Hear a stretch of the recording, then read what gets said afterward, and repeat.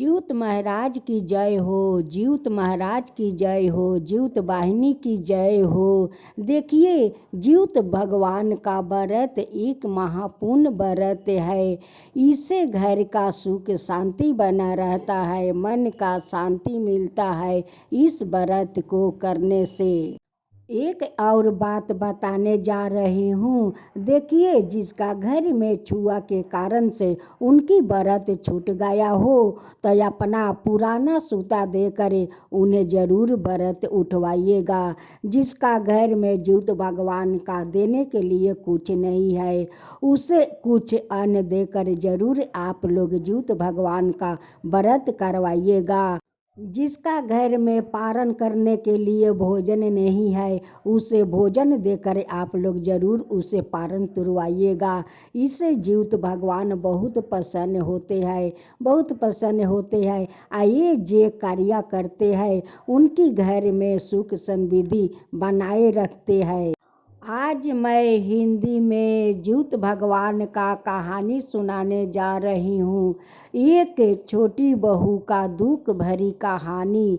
इस कहानी को आप लोग जरूर सुनिएगा। एक बुढ़िया माई का 4 संतान, 3 लड़का और 1 लड़की थी। सीमा अपना तीनों बेटा को शादी करवा देती है और उनकी बेटी तो घर में कुंवारी पड़ी रही। उन्हें तो कोई पूछ नहीं रहा था। बड़े बहू और माजिल बहू को तो संतान हुआ, लेकिन छोटी बहू का तो अभी तक संतान नहीं हुआ। शादी का 2 साल हो चुका था। एक दिन सासू माँ कहती है कि बहू, तुम्हारा तो 2 साल शादी का हो गया है, लेकिन अभी तक तो मेरे बेटा को कोई संतान नहीं दिया, तो आगे मुँह के वंश मेरा कैसे चलेगा। बहू कहती है कि माँ जी, जब भगवान संतान देंगे तभी न तो होगा। अगर संतान भगवान नहीं देते हैं तो उसमें मेरा क्या कसूर है।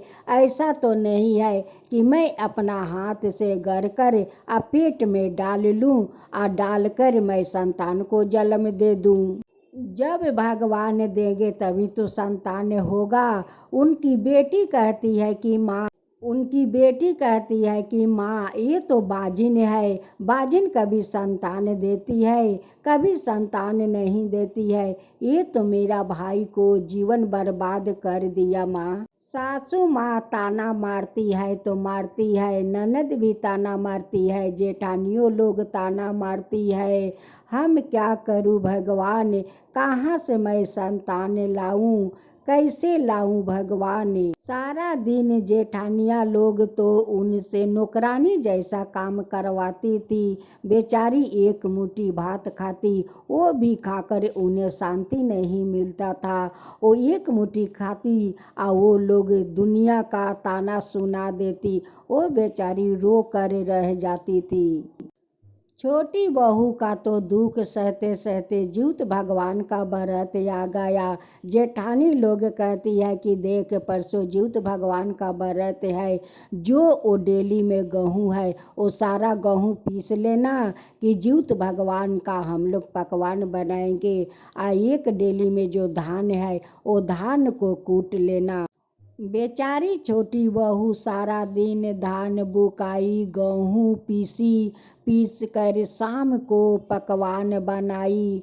अब तो पकवान तो बन गया। अब जेठानी लोग घर में ताला मार देती है कि कहीं वो पकवान चोरा कर अपना घर में ना रख देवे, इसलिए वो लोग रसोई घर में ताला मार देती है। अब तो छोटी बहू कहती है कि दीदी, आप लोग तो रसोई घर में ताला मार दिया, तो मैं सारा दिन धान कूटी, आटा पीसी, पकवान बनाई, आप लोग ताला मार दी। क्या मुझे हक नहीं है रसोई घर से पकवान निकालने का। जेठानी अपना देवरानी को 2 सूखे रोटी देती है और कहती है कि यही रोटी तू खा ले, आज जो करना है इसे से तू कर लेना। वो कहती है कि इतना मैं पर पकवान बनाया, आप लोग रसोई घर में बंद कर दिया और मुझे सूखे 2 रोटी धरा दिया। छोटी बहू सुबह उठती है और थोड़ा सा रोटी राख लेती है और जो रोटी था ज्योत भगवान और चिलू सियारिन के दे देती है और कहती है कि हे ज्योत भगवान, मैं तो बहुत सारा पकवान बनाया, लेकिन आपको देने के लिए तो मेरा जेठानी और सासू माँ नहीं दिया। मैं क्या करूं? आपका यही सूखा रोटी देती हूँ, यही रोटी आप संतोष कर लेना हे ज्योत भगवान। छोटी बहू जे थोड़ा रोटी तूर कर राखी थी, उसी रोटी से मुंह जूठा करके पानी पीकर सो जाती है और सारा दिन उपास रहती है। सभी लोग तो घाट पर या स्नान करने जाते हैं, छोटी बहू भी जाती है या स्नान करती है और ज्योत भगवान का बड़ी श्रद्धा भक्ति से वो गाथा सुनती है।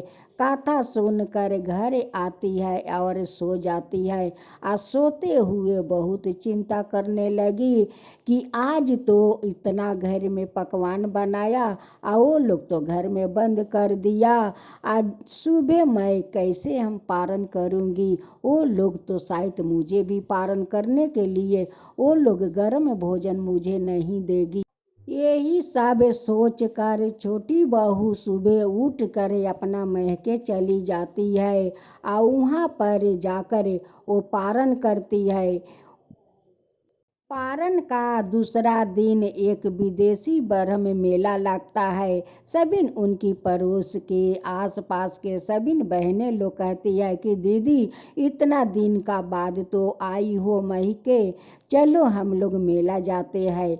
वो कहती है कि नहीं बहन, तुम लोग जाओ मेला घूमने, मुझे इच्छा नहीं है।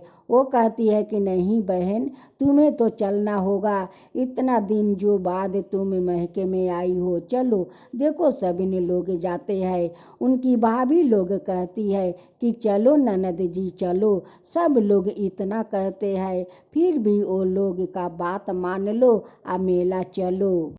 अपना भाभी लोग के साथ मेला में जाती है। मेला में तो घूमती है, लेकिन उनकी मन तो अच्छा नहीं था, उनकी मन में तो बहुत दुख था।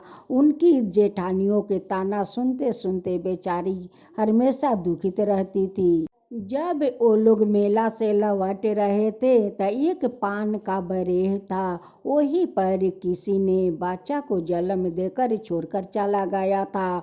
वहाँ पर बहुत सारा भीड़ लगा था, सब लोग देख रहे थे और वहाँ पर उस बच्चा को 4 फोना सांप घेर कर बैठा था।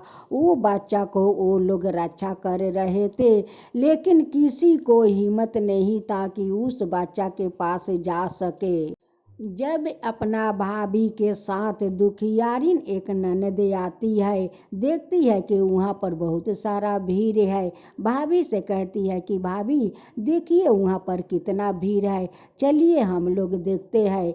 जब जाकर देखती है तो वहाँ पर 4 गौमा सांप उस बच्चा को रक्षा कर रहे थे और उस बच्चा नार पुरैन सुधे वहाँ पर पड़े हुए थे। उस दुखियारिन ननद जाती है और नाग देवता को प्रणाम करती है और कहती है कि हे नाग देवता, मैं तो बाजिन हूँ, मेरा तो कोई संतान नहीं है, इस संतान को मेरे गोद में डाल दो। अब ये बात सुनते ही चारों सांप उस जंगल में चला जाता है और वो बच्चा को नार पुरैन सुधे अपना आँचरा में ले लेती है और अपना घर आती है। उनकी भाभी लोग दाई को बुलाती है, दाई आती है, दाई बच्चा को नार करती है, नहलाती है, उनकी माँ को नहलाती है और वो दाई कहती है कि बेटी आज तो ज्योत भगवान तुझे प्रसाद के रूप में ये बालक दिया है, ये समझ कि तेरा प्रसाद है बेटी, तेरा प्रसाद है, तेरा तो बाजिन के नाम में ज्योत भगवान दूर कर दिया बेटी।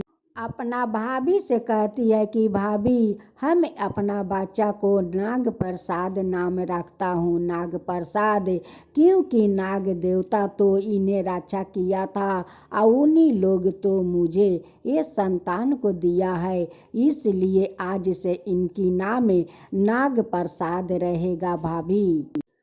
लेकिन जेठानी लोग तो पारण नहीं कर सकी। उस दिन भी वो लोग उपास रह गई। जब पारण करने जाती तभी वो लोग का खाना में पोछ वाला दुनिया का कीड़ा खाली दिखाई देने लगता। वो लोग पारण नहीं कर सकी। अब तो 3 दिन उपास वो लोग का रहना पड़ा। रात को सो जाती है। ज्योत भगवान सपने में आते हैं और कहते हैं कि अधर्मी, तू पारण की, देख देख तेरे खाने में तो सारा कीड़ा है, तू पारण नहीं कर सकती है। एक औरत को तू लोग मिलकर इतना तकलीफ दिया, सारा दिन गुरु निहित काम करवाया, पकवान बनवाया, आया और ताला मार दिया रसोई घर में। उन्हें ज्योत भगवान को देने के लिए तुम लोग कुछ नहीं दी, उस लिए बेचारी वो अपना महके चली गई। अब तो सपने में देव जेठानी लोग उस ज्योत भगवान से विनती करती है कि ज्योत भगवान, मुझसे बहुत बड़ा भूल हो गया है, मुझे क्षमा कर दीजिए। हे ज्योत भगवान, क्षमा कर दीजिए, अब कभी ऐसा नहीं करूँगी देवरानी के साथ, हमें क्षमा कर दीजिए। हे ज्योत भगवान, क्षमा कर दीजिए। ज्योत भगवान कहते हैं कि मैं तो तुम लोग का क्षमा नहीं करूँगी। अगर क्षमा मांगना है तो जाओ उसकी महके आओ, अपना देवरानी से जाकर तुम लोग क्षमा मांगो, वही क्षमा करेगी, तभी न तुम लोग पारण कर सकती हो, नहीं तो वैसे ही उस उपास रह जाओगी। दोनों जेठानी अपना देवरानी का महके जाती है और अपना देवरानी को पैर पकड़ कर क्षमा मांगती है कि देवरानी, तुम मुझे माफ़ कर दो, तुम्हारा साथ हम लोग तुम पर बहुत जुल्म किया है देवरानी, बहुत जुल्म किया है, हम लोग का तुम माफ़ कर दो। अभी तक देखो हम लोग पारण नहीं किया है, जब पारण करने जाती हूँ तभी उस खाना में सारा कीड़ा आ जाते हैं, ना जाने इतना कीड़ा कहाँ से आ जाते हैं। देवरानी कहती है कि देखिए जेठानी, ऐसा जुल्म किसी पर करना नहीं चाहिए, आप लोग जो मुझ पर जुल्म किया है ऐसा कभी किसी पर आप लोग जुल्म मत कीजिए। देखिए ज्योत भगवान का चमत्कार, मैं तो अपना महके में आई, पारण की, मेला गई, और देखिए ज्योत भगवान मुझे नाग प्रसाद जैसा एक पुत्र दिया है। देख लीजिए चमत्कार ज्योत भगवान का। आप लोग बाजिन बाजिन कहकर बुलाते हैं, देखिए ज्योत भगवान मेरा बाजिन को नाम छोड़ा दिए। जेठानी लोग अपना देवरानी को खुशी खुशी से लेकर अपना घर आती है। अब तो जेठानी लोग अपना देवरानी को मान करने लगी, मान सम्मान देने लगी, उनकी बच्चा को आदर भाव करने लगी। उधर ज्योत भगवान बूढ़ी के सपने में जाते हैं, कहते हैं कि अरे बुढ़िया देख, तेरी बेटी तो आज तक कुंवारी पड़ी है, आज तक तो उसका शादी नहीं हुआ, अरे तुम माँ बेटी मिलकर अपना छोटी बहू के साथ ऐसा गलत व्यवहार किया, अरे ऐसा तो किसी को बेटी के साथ नहीं करना चाहिए। देख आज उसका फल तेरा बेटी भोग रही है, तू दूसरा के बेटी का इतना जुल्म करती है, इतना तकलीफ देती है, आज उसी के कारण तेरी बेटी कुंवारी अपना महके में पड़ी हुई है। जब बुढ़िया का आँख खुला तो अपना बेटी से कहती है कि आज मैं कैसा भयंकर सपना देख रही हूँ, ज्योत भगवान हमें क्यों डरवा रहे हैं, धमका रहे हैं कि देख तू दूसरा के बेटी का जुल्म करती है तो तेरा बेटी कुंवारी अपना महके में पड़ी हुई है। ज्योत भगवान मुझसे ऐसे ऐसे बात कर रहे थे। अब तो बुढ़िया ज्योत भगवान से क्षमा मांगती है कि हे ज्योत भगवान, मुझसे बहुत बड़ा भूल हो गया, मैं अपना बहू को बहुत तकलीफ दिया, अब नहीं दूंगी, अब अपना बहू को आदर करूंगी। हे ज्योत भगवान, आदर करूंगी, मुझे क्षमा कर दीजिए। कुछ दिन का बाद उनकी बहू का पेट में संतान आ जाता है। अब तो बहू बहुत खुश हो जाती है कि हे जीउत भगवान, आपको तो महिमा अपरंपार है। आप तो एक नाग प्रसाद दिया, आप फिर भी मेरा भी गोद भर दिया।